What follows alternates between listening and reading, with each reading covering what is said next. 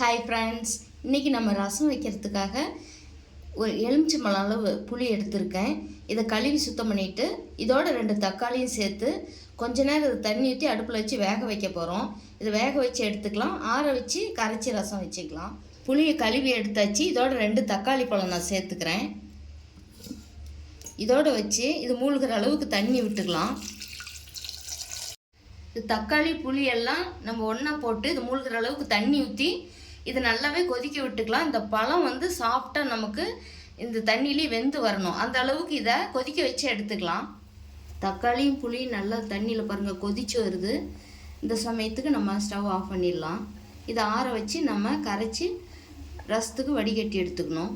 ரசத்துக்கு நம்ம ஜீரக மிளகு அரைக்கிறதுக்காக ஒரு 10லேருந்து 15 இது சின்ன பல் பூண்டு இதை இதோடு சேர்த்துக்கிறேன். மிக்ஸி ஜாரில் பூண்டை தோல் உளிக்காமல் அப்படியே சேர்த்து அரைக்கும் பொழுது தான் ரசம் சுவையாக இருக்கும்.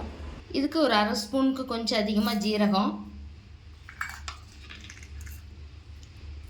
அதே அளவுக்கு மிளகு, ஒரு 1/2 ஸ்பூன் அளவுக்கு கொத்தமல்லி விதை சேர்த்துக்கலாம்.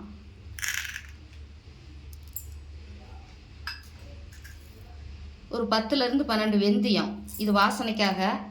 இது சேர்த்துக்கிட்டு நான் கட்டி பெருங்காயம் பொடி பண்ணி எண்ணெயில் பொரித்து வச்சுருக்கேன். அதை இதோடு சேர்த்துக்கலாம். ஒரு 5-6 துண்டுகள் சின்ன சின்ன பீசஸாக இதோடு சேர்த்து இதை கொரகொரப்பாக அரைச்சி எடுத்துக்கலாம் பல்ஸ் மோடில். ஜீரக மிளகு பல்ஸ் மோடில் விட்டு எடுத்தாச்சு. பாருங்கள், இந்த மாதிரி கொரகொரப்பாக அரைச்சி எடுத்துக்கணும். ரசத்துக்கு எப்பயுமே இந்த மாதிரி அரைச்சா தான் நல்லாயிருக்கும். இது புளி நல்லா ஆறிடுச்சு. இது கரைச்சி எடுத்துக்கலாம். இது தக்காளி தனியாக தோலை இந்த மாதிரி உளிச்சு எடுத்துட்டு பாருங்கள் அப்படி வந்துருச்சு. தக்காளி அந்த அளவுக்கு வெந்துடணும்.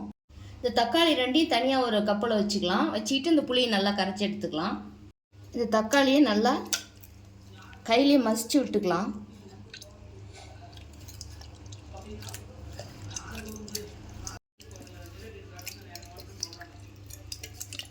பாருங்கள், இந்த அளவுக்கு கரைச்சி எடுத்தாச்சு. புளி கரைக்கிறதுக்கு ரசத்துக்கு எல்லாமே சேர்த்து 1 லிட்டர் அளவுக்கு நம்ம தண்ணி கலந்துக்கலாம். இந்த புளி நல்லா அந்த மாதிரி கரைச்சி எடுத்துக்கலாம். எடுத்து அந்த தக்காளியிலே வடிகட்டிக்கலாம்.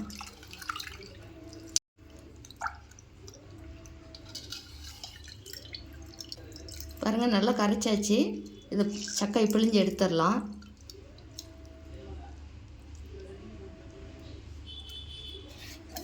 இப்போ இந்த தக்காளியிலே இந்த தண்ணியை வடிகட்டிக்கலாம்.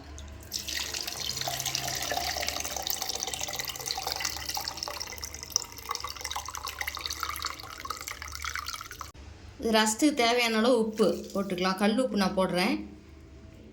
மஞ்சள் தூள். இப்போ ரசம் தாளிக்கிறதுக்காக நான் ஒரு 1.5 ஸ்பூன் எண்ணெய் விட்டுக்கிறேன். எண்ணெய் நல்லா காஞ்சிருச்சு. கொஞ்சம் கடுகு போட்டுக்கலாம். கடுகு நல்லா பொரிஞ்சிருச்சு.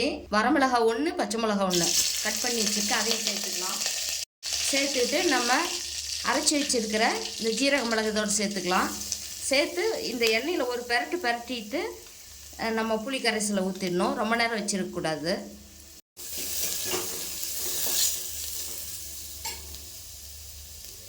கொஞ்சமாக கருவேப்பிலை இலைகள்,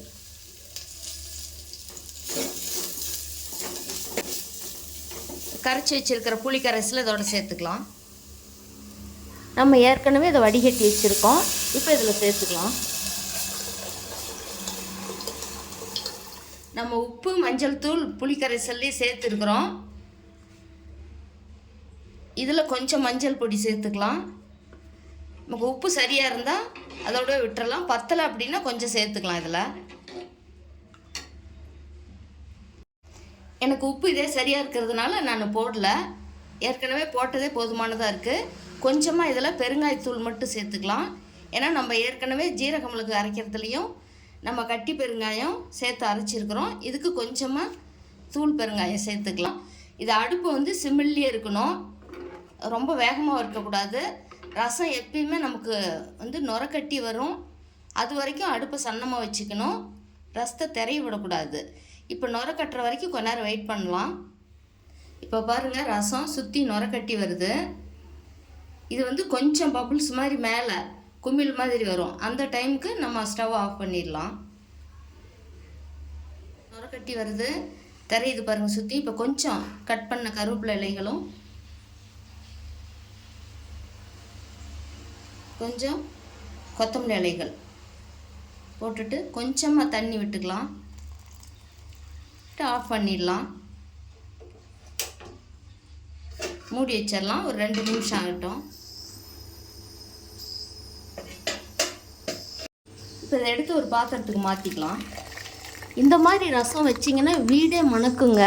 இந்த ரசம் ஒரு 4 நாள் அளவுக்கு வச்சுருந்திங்கன்னா கூட நம்ம வச்ச மாதிரி ரசம் கொஞ்சம் கூட கெடாமல் இருக்கும். இது ரசம் வச்சுட்டு அந்த ரசத்துலேயே சாப்பாடு ஃபுல்லாக சாப்பிட்லாங்க. அந்த அளவுக்கு சுவை சூப்பராக இருக்கும். இதே போல் நீங்களும் ஒரு டைம் ட்ரை பண்ணி பாருங்கள். ட்ரை பண்ணி பார்த்துட்டு இந்த வீடியோ பிடிச்சிருந்தால் லைக் பண்ணி ஷேர் பண்ணுங்கள். உங்களுடைய கருத்துக்களை கமெண்ட் பாக்ஸில் சொல்லுங்கள். மறக்காமல் சப்ஸ்கிரைப் பண்ணுங்கள். தேங்க்யூ.